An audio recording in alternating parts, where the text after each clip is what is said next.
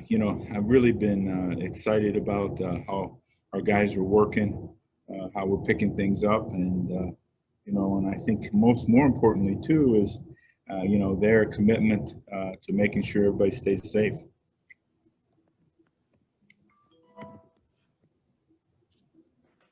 Coach. Hi, Marv. So you're, I would say, more or less halfway mark of preseason practices, maybe not quite there, but when you measure the progress you had until this point, is this just about where you felt this defense is going to be, especially with all the experience at linebacker in the secondary? I think we're in a good spot. I don't know that I can ever measure, where exactly you are. I think until you go out and start trying to apply things to an opponent when that time comes. But I'm pleased with the progress. You're pleased with the leadership of that group, those groups you mentioned, and the fact that they're taking the onus on their shoulders to understand how important it is in our urgency. And as a follow-up question, now that the pads are on, the physicality aspect, namely the tackling of the defense, what are your thoughts about that factor? Well, tackling is always going to be something that you're going to have to do as you go. We don't tackle in practice very often. And, we tackled a little bit today, one period. But we just don't have enough bodies where you can go out there and get guys laying on the ground, and you got to play football on your feet.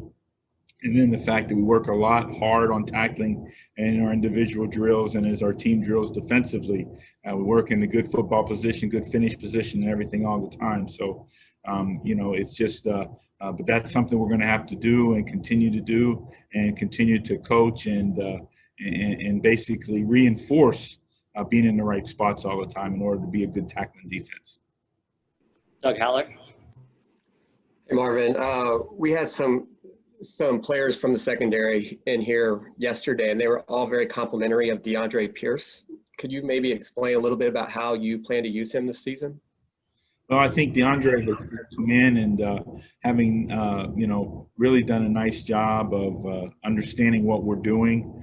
He's obviously had the playing experience at Boise, and so he gives us another experienced player in the back end. And he really has, I think, caught his teammates' attention, which is a good thing, when someone comes new and they're not sure what to make of it. But the fact that he's experienced, he's very smart, he understands football, he pushes others to get better, and that's been great. Jacob. Marvin, what are your thoughts on the defensive line group and their ability to manufacture pressure on the quarterback by rushing four? Have you guys started to think about ways that you're going to be able to manufacture pressure and those types of things? Well, I think you manufacture pressure by being diligent in your techniques and everything that way. Our guys are going to have to beat people in one-on-one opportunities, and they're going to have to beat people in other chances. So, that's part of what you do all the time. It's part of what you continue to develop as you go. But in order to rush the passer, you got to get out there and rush the passer, and that's something that comes over time as well. And just can I follow up on that real quick, Jeremy? Sure. Thank you. Just what are your thoughts on the group overall? Just how they've performed as a defensive line so far in fall camp? Well, I've been, I think I said this a week. I've been pleased with those guys. They're kind of somewhat a little bit maligned, it seems, for some reason, but they continue to come and develop, and they're going to get an opportunity to go play football. You play defense with 11 guys, and it's not like playing baseball or something else. We can get a guy hit out of the park. We got to play with all 11 all the time. Zach. Coach, what can you tell me about the leadership dynamic that Kyle Soley brings to the defense? I don't like that Browns helmet in your background, though. Look at that. Oh, man. Oh, I'm busted. I'm a Cleveland guy. Yeah, you must be loyal, or did you just find it this year? No. Oh, my gosh. I've been since 2006. Come on. I had to go through those years. Now I lost my train of thought. See, that they just Kyle Soley and his leadership dynamic, what he brings to the defense. I think Kyle developed through the 2019 season so well, and getting his opportunity, I think probably for the first time to play significant snaps. And he really picked up this spring where he left off in 2019, and he's continued to go through and been one of the most consistent guys on our defensive football team and a great leader for this football team.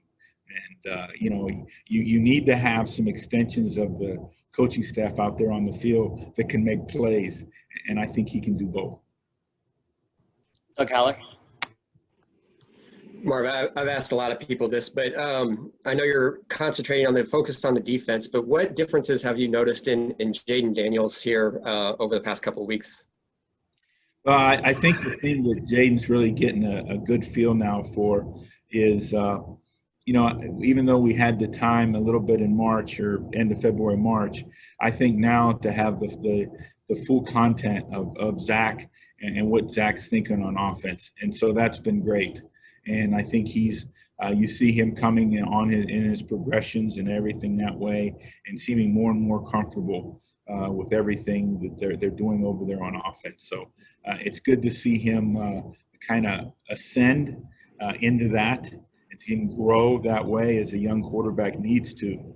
And so I think it's fun for him because he's challenged every day. I think the things that they do on offense and Zach pushes them to do all the time is challenging for each and every one of those guys over there, and the quarterback's got to be the leader of that.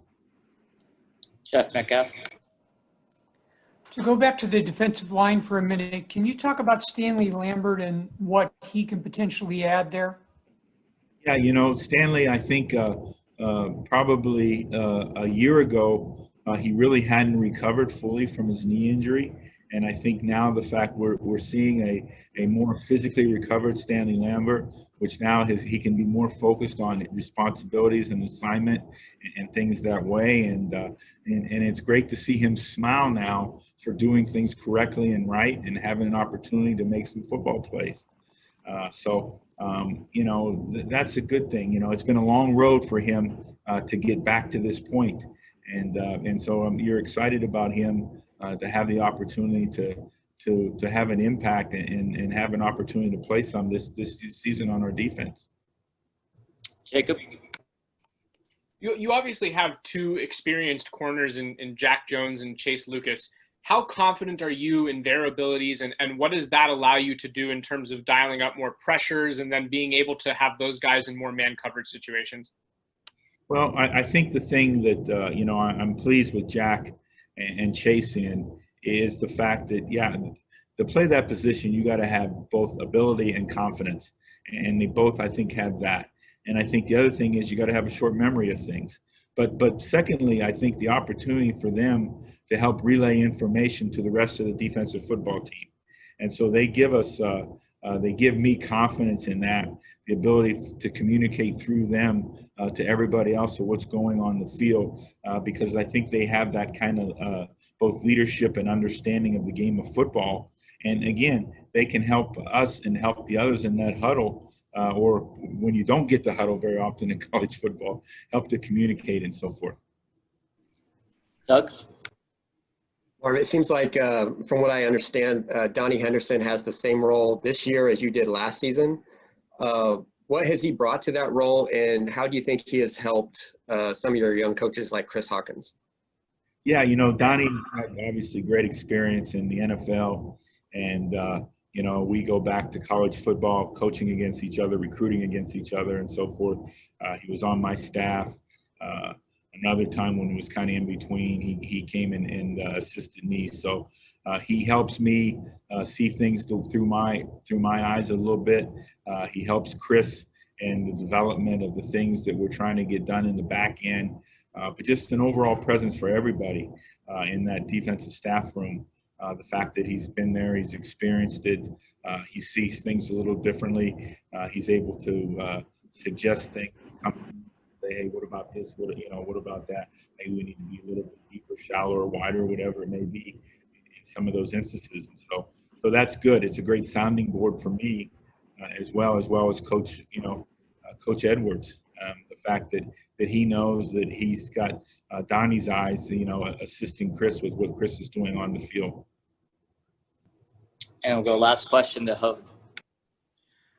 Marv, is there one arching aspect of the defense that you really put pretty high on your to-do list coming out of spring practice, even though it was only 7 sessions, that you really feel you've made a lot of strides in the last couple of weeks?